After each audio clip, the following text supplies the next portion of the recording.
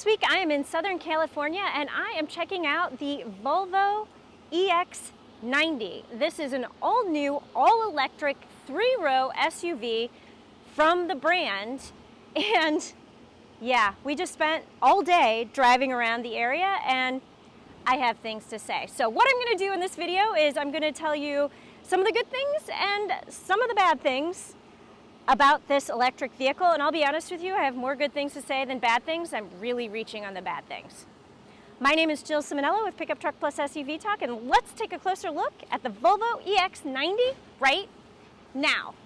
Now I'm going to start this video with a quick walk around of the interior and exterior of the EX90.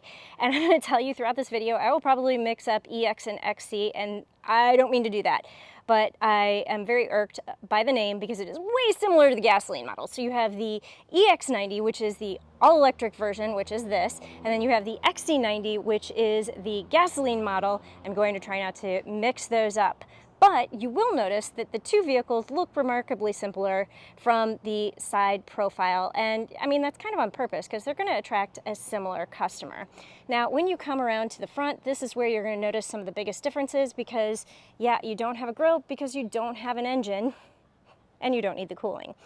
So you also have this LiDAR, which helps with vehicle detection, vehicle around you, so vehicle surrounding this vehicle, and just helps keep passengers safe from the adaptive cruise control system, as well as, you know, just preventing any distracted driving. Now, coming around to the side, you will see you have these pop-out door handles, and then at the back, again, let's pop this out really quick. Remarkably similar to the gasoline XC90. This is the twin performance model. It delivers 510 horsepower and it has like about 308 miles of range, which I think is pretty good for a three-row SUV. You also have these really spiffy, low resistance wheels. And I am going to point out these are European spec summer tires, so these are not the tires that you will get on this specific vehicle, but I mean, they're close. And I'm on a global program, so a lot of the information we have is in kilometers and kilograms and all that stuff. So I've tried to convert where I could, but if I slip up, yeah, just a heads up. This is a global program.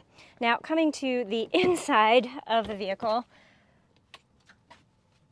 you know, this does look very Volvo. And yes, this is my driving position. I feel like I always need to say that. I'm about 5 feet tall, no judging. But this looks very Volvo with the shape of the headrest, the shape of the seats. They're very ergonomically correct and very comfortable. And if you remember the video I did with the EX30, this should also look somewhat similar. So you have the smart gauge cluster right here, and then you have this larger than the EX30, large infotainment screen, and this is 14.5 inches. And what they've done is they've given you like this map. This is your home screen. This is going to be on your home screen. So if you hit the home button, it always takes you to the map. And so when you hit that, it shows more or less content down here. You have some app icons. You have, you know, your music module, your phone module, but the map pretty much always stays the same. In the behind the wheel cluster, you do have some options for customizability. You just hit this right here and it will show you, you know, just your speed, simplify. It puts the map behind the screen, or when you are driving, it will actually show other vehicles that are around you when you're on the road. If you've activated adaptive cruise control or anything like that, again, it will show like kind of what's going on in this cluster. But it's kind of a no frills cluster and it doesn't bother me, and it really doesn't bother me. I don't know if you can see it, but there is a head-up display that also shows you know, right here above, you know, on the windscreen. So, you know, to me, having this small screen right here, I think it's fine. I'm just glad they didn't move your speed and everything into the center screen, because frankly, I think that would be a little bit too much. And as it is, I feel like this is just a lot to take in. it was funny. I was telling my drive partner while we were going around, I'm trying to keep a very open mind here because everything is in this screen. Everything is in the screen. So you've got your climate controls, your music. I will say you do have a volume knob right here, but if you want to see your camera, if you want to open your glove box, if you want to do anything with the vehicle, like adjust your side mirrors, your steering wheel, or your head-up display, it is all through this screen. And okay, so here's my problem with that. Right now, I am wearing these Converse sneakers, but tonight I'm going to be wearing 5-inch heels with 2-inch platforms, and if I were driving this vehicle then, I would have to readjust my seat, readjust my mirrors, and readjust, the steering wheel, because I would have to move my seat back. Dudes who are talking about how great this is are like, well, you just set it once and then it goes into your profile and it'll be fine.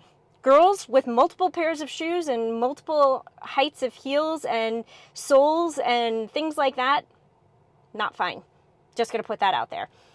One thing it does have going for you, so I practiced playing with this on the fly a little bit, trying to adjust, because so your side mirrors are a little bit of a unique shape, and what that means is when you are sitting in the vehicle and you adjust it to how you think it looks, yeah, that is not how you want it, because you're going to want to be driving down the road to look at the lane lines, see where they appear, to readjust. So I did have to readjust while I was driving, and it was not the easiest thing in the world to do. So I'm trying to keep an open mind. I would have to live with this vehicle for a lot longer than 3 hours to be able to truly say if this is a problem. But my gut reaction is to be slightly uncomfortable with having all of these things in the cluster, especially if the screen breaks, if something goes wrong, restarts, if I don't know. But the other thing you have in here, and we've seen this on GMC vehicles and the Chevy vehicles coming out, where your lighting adjustments, your headlight adjustments are also in that screen. And yes, it defaults to auto. You can just leave it on auto all the time. And then if you need to turn them on, you can do that, or, whatever. But it is just another tap that you have to do if you want to change how the lights are appearing, whether they're on or off or auto or whatever. But for most people, just leaving them on auto is fine. If you take a ferry, if you're driving canyons, it could be a little bit problematic because you need to make sure they are on. But yeah, so everything is through this screen. Trying to keep an open mind. Very, very hard. Trying to keep an open mind. Let's take a quick look at what is going on in the back seat and the third row before we get into the things that I like and the things that I don't like. So this Nordico leatherette surface carries on through the second row. You have climate controls back here, heated seats. You control the temperature, you have air vents, underneath the seats. All of that is really good stuff. You have this glass roof, which is not able to be tinted or made opaque. There is an available sunshade that you can put up there, but for the most part, this is what you get. It has UV protection, and it does block the sun really well. I don't think it got hot in here while we were driving, and it's like 90 degrees today. So, but then I don't get hot. So take that for what it's worth. But this does not ever become opaque. It is what it is. So to get into the third row, you use this latch, and then the seat will move forward. You have a lot of good space to climb into the second row. And I will say I've appreciated the fact that Volvo only put 2 seats back here. So you do have seating for 6 or 7 available here. And this obviously has the bench seat in the middle, and so therefore you have 7, but you could have captain's chairs here as well, and that is available. So This is going to be a little bit tight, but I do like the fact that they have kind of a stadium seating, so you can like not like your knees aren't pumped up off the seat, but your feet could be a little bit cramped. These are size 1 kids shoes, by the way. So just for reference, think about that.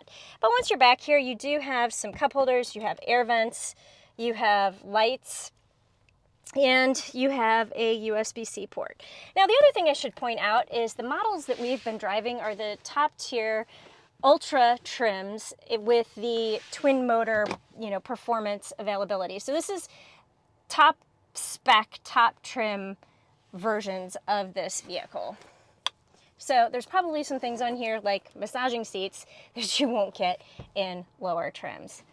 All right, so that is just a quick look at the interior and exterior of the Volvo EX90. Now it's time to get into some likes and dislikes. Now, the first thing that I want to put on my like list is going to be the fact that the ride and handling on the Volvo EX90 is really good. We flipped it into the performance all-wheel drive mode and had fun with quick off-the-line acceleration and quick passing acceleration as well. This handles curves, it handles straightaways, and it is very quiet. There's minimal tire noise that comes into the cabin. We did notice a little bit of wind noise from the side mirrors, but overall this is incredibly quiet, incredibly comfortable, and it handles really well. So that is going to be the biggest thing that I like about this vehicle. Next, let's talk about the details. I feel like the patterns and the materials and the things that they've done for accents are really nice and well done. So it does have the up-level Bowers and Wilkins audio system, and it has the nice plates for the speakers, but it just looks really good in terms of patterns and things like that. I like this big screen. I don't care that it looks like an iPad. I like it.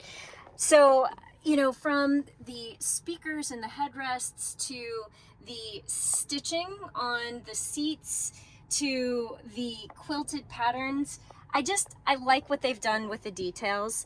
And the same is true if you look at the wool blend for the seating surface as well. I think they've just done, it's Volvo. They've done a really nice job. And yeah, come on, a little flag in the chrome accent.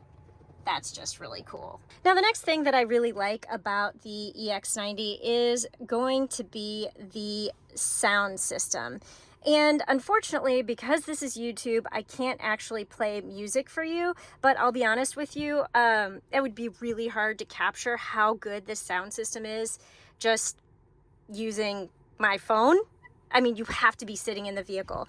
But they have standard options, they have stage options from 3D surround sound and concert hall. And typically in the past, I've always really appreciated the concert hall setting, but we played around with this 3D surround sound, and it is so good and so immersive.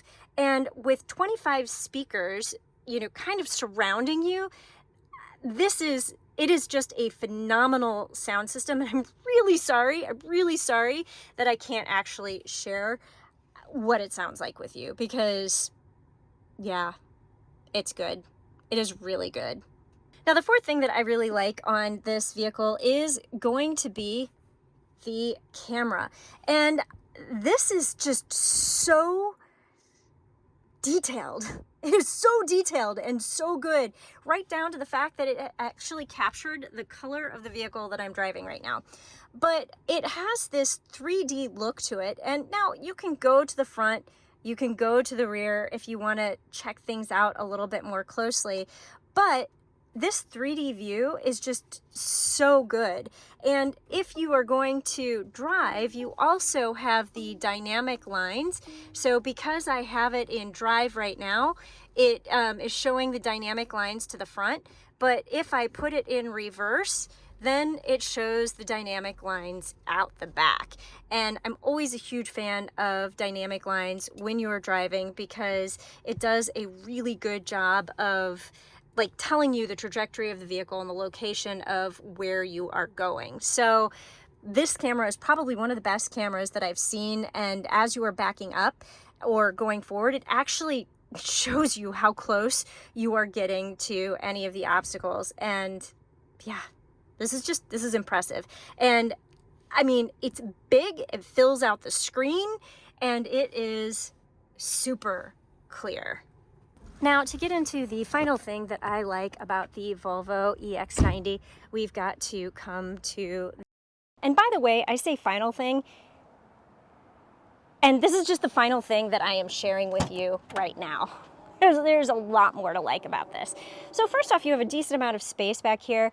You know, I always think in terms of the fact my mom has a walker, and I could fit her walker back here without a problem. You have little, you know, place like if you were going grocery shopping and you wanted to put your eggs, your milk, or something like that in this netted space. You have a place for grocery bags on either side. And you have this power fold seat. You just press it once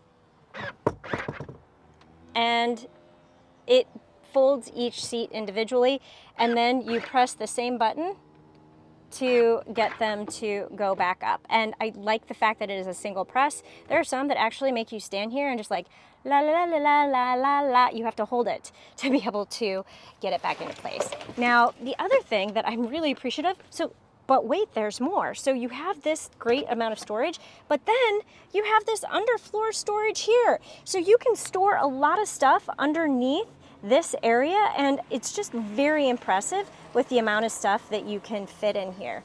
So I don't have the exact specs of what this space volume-wise is, but it's impressive, and I really like that. All right, it is now time for me to transition into the things that I don't like on the Volvo EX90, and I'll be honest with you, it's not a lot, and I'm stretching. So if I had to start with one thing, let's just dig into the pricing. So the base price for this vehicle is going to be $80,000. Yes, it's an EV. Yes, it's a luxury vehicle, but it's so great. I think everybody's going to want to have it, and it's out of the reach for a lot of people. Now, the good news is it's built in South Carolina, which means it'll probably be available with some tax credits, but still $80,000 to start. And if you want to go all in for the top trim and the performance version, you're looking at $90,000. And that's without any extras, options, or add-ons. $80,000. So it is what it is, but I don't have to like it. Now, we've already touched on this next thing that I don't like, and it's just the fact that everything is in this screen.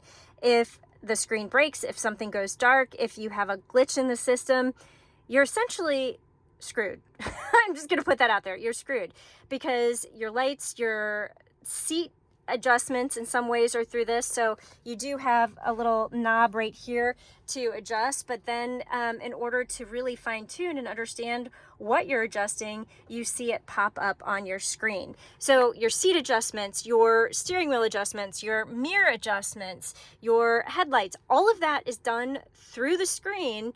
And I think that's a little bit tough to swallow. Just a little bit tough to swallow. Especially the mirror adjustments. That's the big thing that I'm cranky about, is that the mirror adjustments are done through the screen. I know they're going for a clean look, but I want a manual adjustment there. And the next thing that I don't like, if you follow me at all, you're gonna know that this is one of my biggest pet peeves right now, and that is the wireless charging. It did heat up my phone such that it stopped charging my phone. That's a problem, because I drive for 3 hours at a time very often, and it would be very annoying to me if my charger didn't work. Now, I also don't really like the placement of the charger, because during the hot sun time of the day, the sun is beating down right on your phone here, which helps exacerbate the overheating of your phone. This doesn't seem to have any kind of a cool pad under here. And, you know, even this phone right here, which is a new phone from the manufacturer, is really warm right now. So I need a cool pad, and I would probably move the location. I don't understand why you couldn't put it under here. you know, either down there or, I don't know if you can see this, we'll kind of come over here. There's a really cool strap right here that holds things in. And I think if you put like the charging pad here, like that would even be a better location because it would help hide it from the heat of the sun, and it would just help hold your phone in place better. And you know what? It feels cooler under here. It feels cooler under there. So maybe your phone wouldn't overheat. Now this kind of goes along with the fact that everything is included in the screen, but not really, because it's more of a tangible thing. So, okay, there is no way to open your glove box with a physical button. You do have to go through here. And okay, I could get used to that. I don't open my glove box all the time. But here's the bigger problem. This is such a nice, expensive vehicle, $80,000 to $90,000. That feels really cheap. And I will tell you, that is probably the only thing that I've really found on this vehicle that feels cheap. So yeah, I'm just gonna point that out.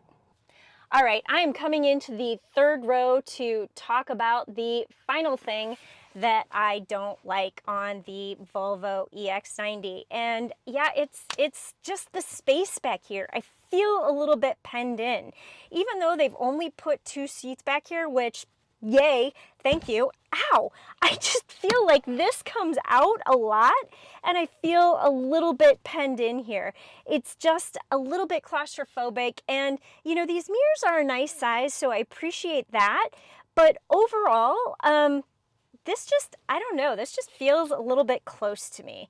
So I don't know what the solution is. You do have cup holders, you have USB ports, we talked about that, but you know, my foot room doesn't feel very good, and I just feel like I am, yeah, I'm not incredibly comfortable, and I'm small.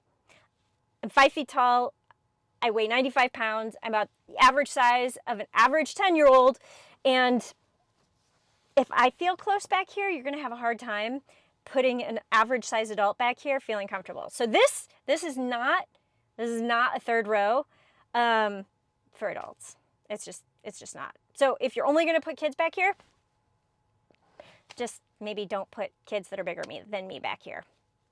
All right, it is now time to do some brief driving impressions. We've been behind the wheel for a total of about 3 hours. I've been driving for about an hour and a half, and the first thing I want to say is these seats are really comfortable, and once you get beyond how you figure out how to adjust them and you get them actually adjusted for you, they're pretty comfortable. And I like the ergonomics of the seats, I like the ergonomics of the driving position, and the ride and handling is just very smooth. So this is quiet, it is fast, especially when you're using the performance all-wheel drive mode and you just kind of, you know, zip forward. I'm not in it at the moment, but I don't know, Volvo does a really good job with everything that has to do with driving, from the quietness to the comfort to just the aesthetics. As you have seen, there's really a lot to like about this vehicle, but taking everything into the screen is not one of them. I really don't like having to do the adjustments for the driving situation on the fly. I just played around with that a little bit, and here's the problem. You're looking at the screen to be able to adjust your mirror or your steering wheel, which takes your attention away from, well, I don't know, driving. And a lot of dudes, I'm gonna say dudes, are gonna say, well, you just said it once and you're fine. Well, okay. By the way, I don't know how many pair of shoes you have, but I have a lot of shoes. Some of them have a 2-inch platform, some of them have no platform, some of them are running shoes with a little bit of a, you know, raised sole. And so essentially every time I get into a car, I have to readjust my seat, which means I have to readjust my mirrors. And I can't get my mirrors perfectly situated until I'm driving and I can see the lane lines. So having to do that every single time you get into the car, that's gonna be a little bit annoying. Now I will say, point in the favor for Volvo is once you put your driver adjustment screen on, it stays up for a hot minute.